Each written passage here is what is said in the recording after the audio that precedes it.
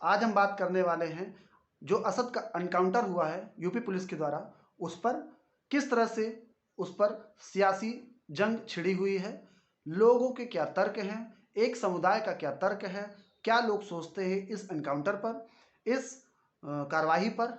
आज हम उसी पर चर्चा करेंगे। चलिए शुरू करते हैं।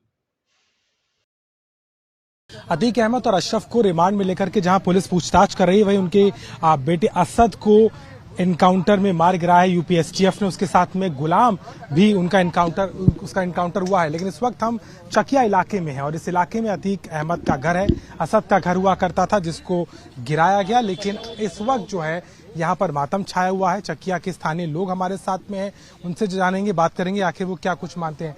क्या नाम है आपका?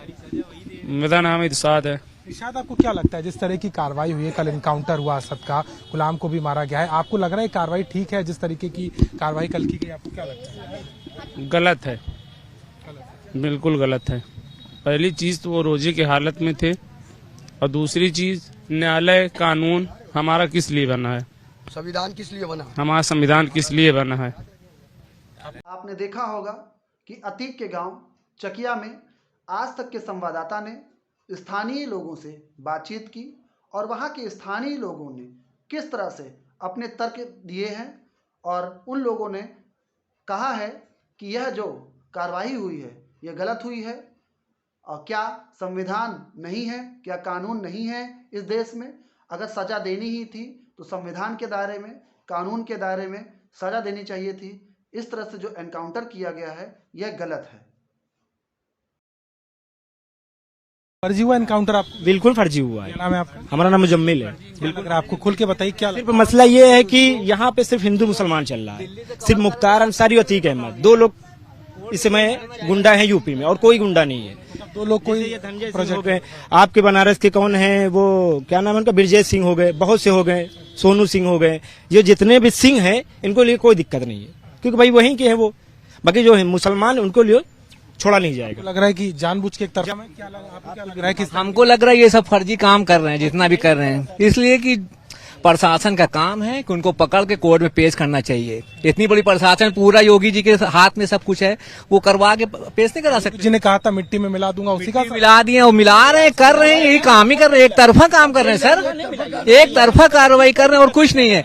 आप के गांव चकिया में आज तक के संवाददाता ने कुछ महिलाओं से भी बात की, जिसमें महिलाओं ने यहाँ तक कह डाला कि अतीक, असद बहुत अच्छे इंसान थे, उन्होंने लोगों की कई सारी मदद की है, उन्होंने लोगों को खाना बांटा है, उन्होंने लोगों को कपड़े दिए हैं, उन्होंने गरीबों की मदद की है, यहाँ तक कि गरीब बेटियों की शादियाँ भी करवाई है। तो इस एनकाउंटर पर जब संवाददाता से सवाल पूछा गया तो उन्होंने कहा कि यह बहुत गलत हुआ है। उन्होंने ऐसा भी कह डाला कि अगर उन्हें मारना ही था या फिर उसे एनकाउंटर करना ही था तो इसके लिए कोर्ट है, अदालतें हैं, उन्हें कोर्ट में पेश करना चाहिए था, अदालत के सामने पेश करना चाहिए था। अदालत जो फैसला सुनाती, चाहे उसे फांसी दे देती, वह उस पर खुश होते। लेकिन इस तरह से पुलिस के द्वारा एनकाउंटर करने से महिलाएं और वहां का एक समुदाय नाराज है। आपका नाम बताएं। जी, हमारा नाम हुस्ना बेगम है। ये बताइए, जिस तरह की कार्रवाई हुई है, असद का एनकाउंटर किया है सरकार ने, आपको लग रहा है कार्रवाई ठीक हुई, नहीं हुई? आपका क्या मानना? भाई देखिए, ठीक नहीं हुई। अगर गलत था तो पकड़ के शासन करे, सजा होना चाहिए, कचहरी में उनको जाना चाहिए, डायरेक्ट नहीं करना। भाई किस तरीके से, मतलब क्यों आपको ऐसा? गलत था तो उसको कोर्ट सजा देती ना, कोर्ट सजा देती, फांसी दे देती, बस। अपने हाथ में लिया गया कानून। किसने? अपने हाथ में सरकार ने कानून लेके मार दिया। अब कानून का, अब उनके राज है, कुछ भी कर डालें, कुछ भी करें भाई।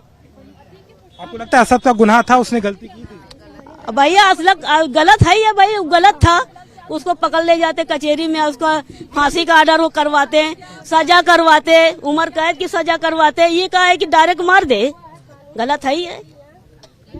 You heard the voices of the people and specifically the locals here.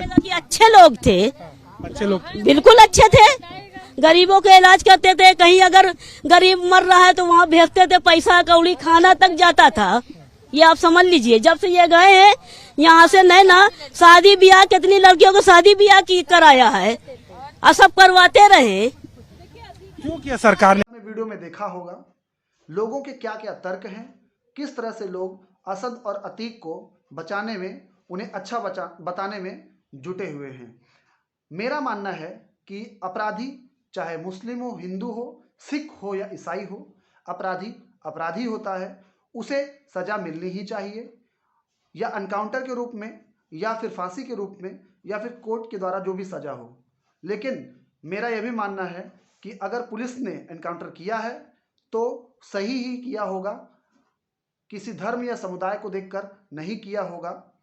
अगर अतीक का बेटा असद अपने आप को सरेंडर कर देता तो यह एनकाउंटर की नौबत ना आती। आपका क्या कहना है? आप कमेंट बॉक्स में जरूर मुझे बताएं। धन्यवाद।